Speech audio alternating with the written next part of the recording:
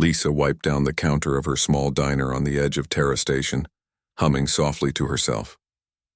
The lunch rush had ended, leaving only a handful of customers scattered among the worn booths. She glanced at the chrono display embedded in her wrist.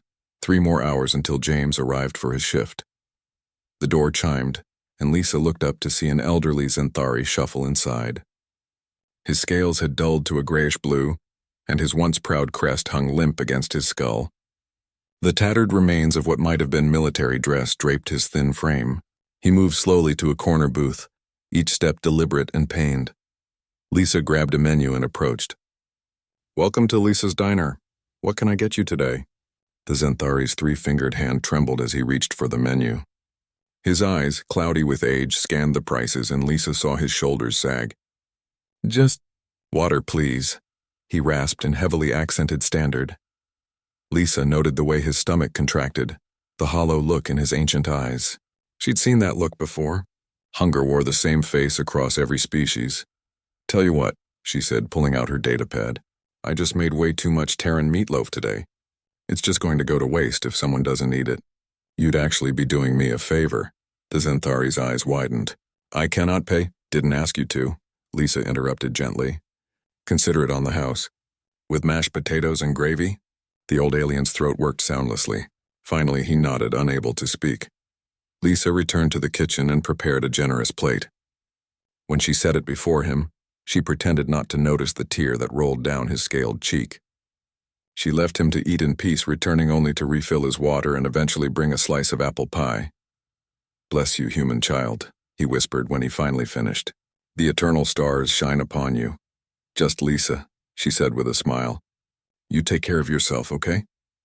The old Zenthari nodded and shuffled out into the corridor. Lisa watched him go, then cleared his table. Just another day on Terra Station.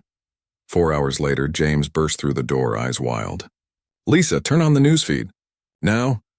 Lisa frowned at her friend's panic but activated the diner's holodisplay. Her blood ran cold. 12 Zenthari Imperial warships hung in orbit around Earth. Each vessel stretched over 3 kilometers long, bristling with weapons that could glass a planet.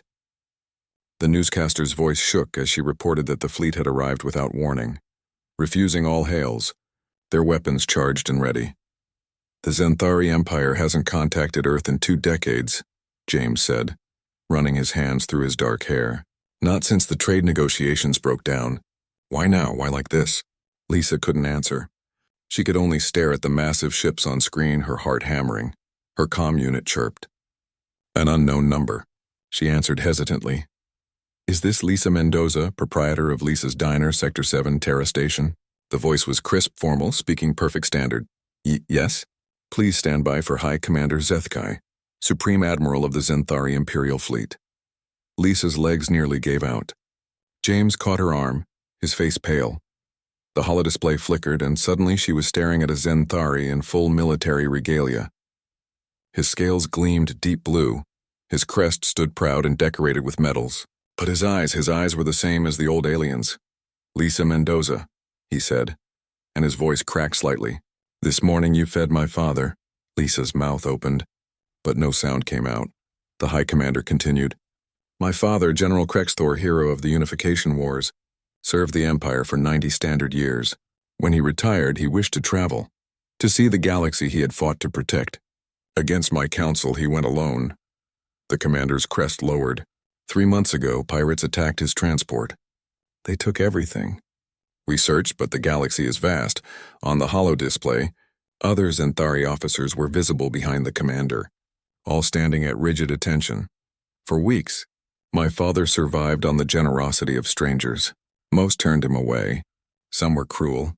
Many were indifferent. The commander's voice grew thick with emotion. But today, a human girl, a stranger who owed him nothing, gave him not just food but dignity, kindness, respect. Lisa found her voice. "Sir, anyone would have—" "No." The word was firm. "No, they would not have. We tracked my father's movements. 63 establishments he entered before yours. 63 times he was refused or ignored." The commander's scales rippled with barely contained emotion. "You treated him as a person, not a burden. You restored his faith that goodness still exists in this galaxy. The commander straightened, his full military bearing returning. The Xanthari Empire does not forget its debts, Lisa Mendoza. My father invoked an ancient right, the debt of blood and honor. You saved not just his body, but his spirit. I don't understand, Lisa whispered. From this moment, you are declared a friend of the Empire. You and your bloodline for 7 generations. The commander touched his crest in a formal salute. The Empire owes you a life debt. Should you ever need our aid, for anything, you need only call. James made a strangled sound beside her. The commander smiled, a fearsome display of sharp teeth that somehow seemed warm. We came in force because my father is aboard the flagship. We wanted all of Earth to know the Empire honors its friends as fiercely as it punishes its enemies. Lisa felt tears on her cheeks. Is your father okay? The display split and there was the old Xanthari but transformed. Cleaned, dressed in honored robes, his scales oiled and gleaming. He smiled at her, his eyes clear and bright. Thanks to you, human child, he said softly. Thanks to you. Later, after the fleet had departed and Earth's panic had subsided, James found Lisa sitting in her diner, staring at the diplomatic credentials the Empire had transmitted to her account. You paid for an old alien's lunch, he said, shaking his head in wonder. And now you're basically royalty to the most powerful military empire in this sector. Lisa smiled, thinking of kind eyes and a weathered face. I just saw someone who was hungry, James, that's all. But as she looked out at the stars, she understood what humanity had always known, that sometimes the smallest acts of kindness could change the fate of worlds.